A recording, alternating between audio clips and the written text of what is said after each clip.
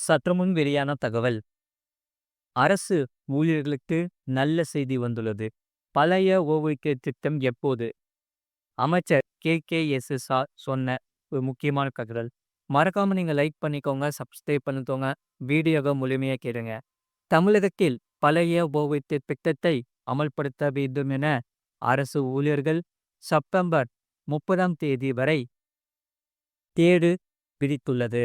அந்த வகையில் தமிழகத்தில் பழைய ஓய்வூதிய திட்டமானது அமல்படுத்தப்படும் என தேர்தலின் போது சொன்னது உண்மை எனவும், தமிழ்நாடு முதலமைச்சர் மு.க.ஸ்டாலின் நல்ல முடிவை விரைவில் எடுப்பார் என வருவாய்த்துறை அமைச்சர் KKSSR ராமச்சந்திரன் கூறியுள்ளார். அந்த வகையில் தமிழகத்தில் லட்சக்கணக்கான அரசு ஊழியர்கள் பணியாற்றி வரும் நிலையில் நீண்ட காலமாகவே பல்வேறு கோரிக்கைகளை வலியுறுத்தி போராட்டத்தில் ஈடுபட்டு வருகின்றன. இதனால் மிக முக்கியமான இந்த பழைய ஓய்வூதிய திட்டமானது அமல்படுத்த வேண்டும் என்பதற்காகவே அவர்களது எதிர்பார்ப்பாக இருக்கிறது. கடந்த 2003 முதல் தமிழகத்தில் இந்த பழைய ஓய்வூதிய திட்டத்திற்கு பதிலாக பங்களிப்பு ஓய்வூதியம் எனப்படும் புதிய ஓய்வூதிய திட்டமானது அமலில் உள்ளது. அதற்கு பிறகு 2006, 2011, 2021 ஆகிய 3 சட்டமன்ற தேர்தல்கள் நடைபெற்ற நிலையில் அதிமுகவும் திமுகவும் பழைய ஓய்வூதிய திட்டத்தை அமல்படுத்துவோம் என மாறி மாறி வாக்குறுதி அளித்தது.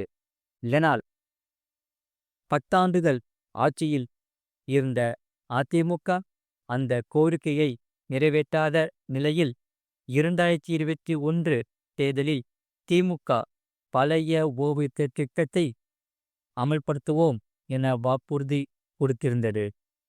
4 ஆண்டுகள் கடந்துவிட்ட பிறகும் இன்னும் தமிழகத்தில் அந்த வாக்குறுதி நிறைவேற்றப்படவில்லை. ஆகையால் அடுத்து போராட்டத்தில் புரிக்க போவதாக அரசு ஊழியர் சங்கங்கள் அறிவுறுத்தியிருக்கிறது.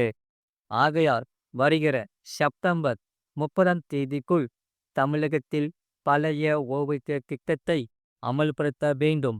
இல்லையென்றால் கோட்டையை நோக்கி முற்றுகை பேரணி நடத்தப்படும் என எச்சரித்திருக்கிறார்கள்.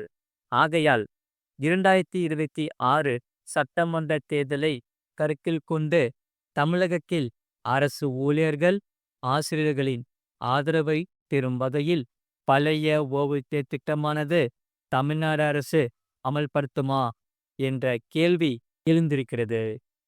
இது ஒரு புறம் இருக்க, இத்திட்டத்தை அமல்படுத்துவது தொடர்பான சாத்தியக்கூறுகளை ஆராய தமிழ்நாடு அரசின் கூடுதல் தலைமை செயலர் தகன் சிங் பேடி தலைமையில் தமிழ்நாடு அரசு குழு ஒன்றை அமைத்திருக்கிறது.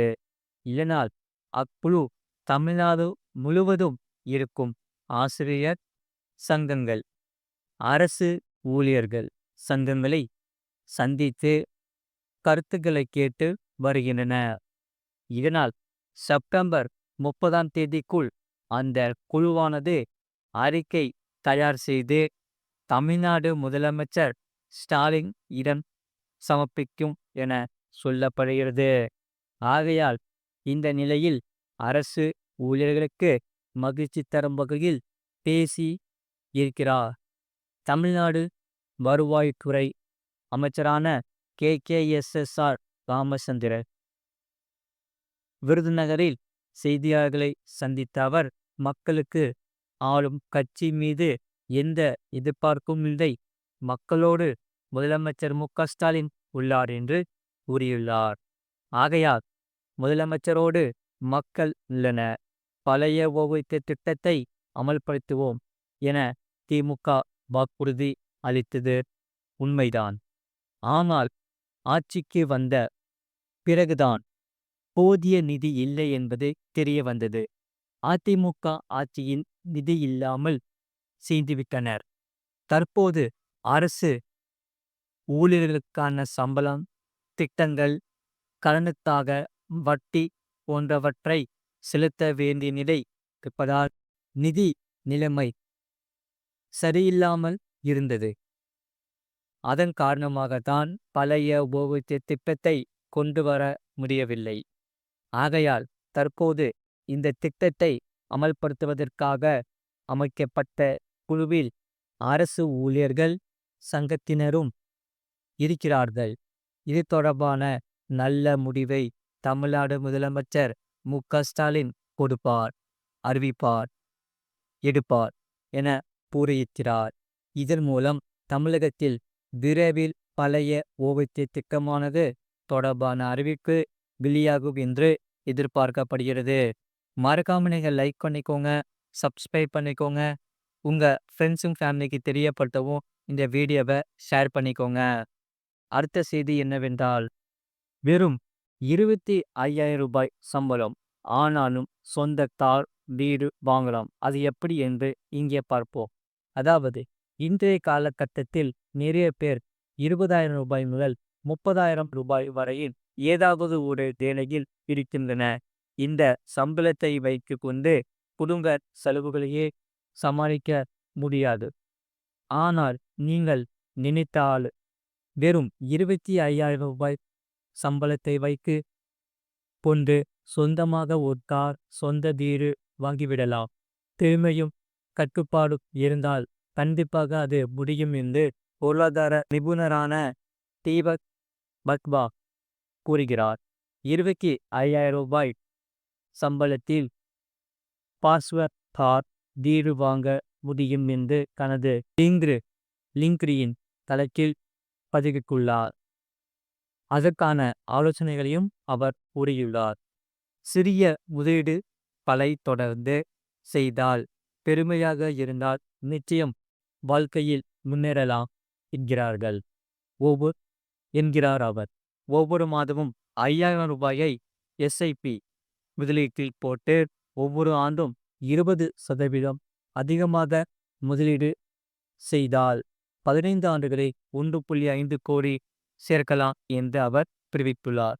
அதன் பிறகு SWP சிஸ்டமேட்டிக் வித்ட்ராவல் பிளான் மூலமாக அடுத்த 30 ஆண்டுகளுக்கு மாதம் 2 லட்சம் எடுக்கலாம் என்று தெரிவித்தார்.